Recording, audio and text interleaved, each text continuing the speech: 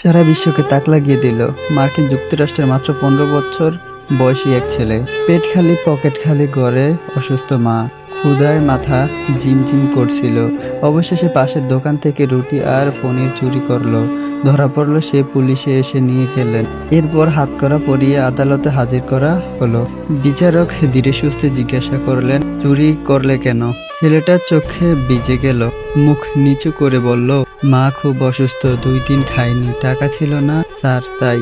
আদালতের ঘর নিঃশব্দ হয়ে গেল। এক মুহূর্তের জন্য বিচারকের চোখেও কেঁপে উঠল। তারপর বিচারক উঠে দাঁড়িয়ে বললেন, আজ এই শিশুটি অপরাধী নয়, দোষী আমরা। হ্যাঁ, আমরা সবাই।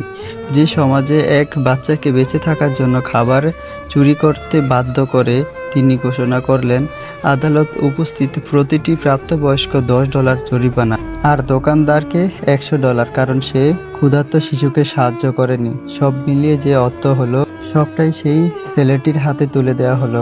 আর বিচারক শেষ কথাটা বললেন, এক ক্ষুধার্ত শিশুর অপরাধ নয়, এটা একটি ব্যর্থ সমাজের মুখোশ। গল্পটি ঘটনার ত্রুটি থাকতে পারে, কিন্তু আমাদের একটা নতুন মনুষ্যত্বের বিবেককে নাড়া দিয়ে দিল।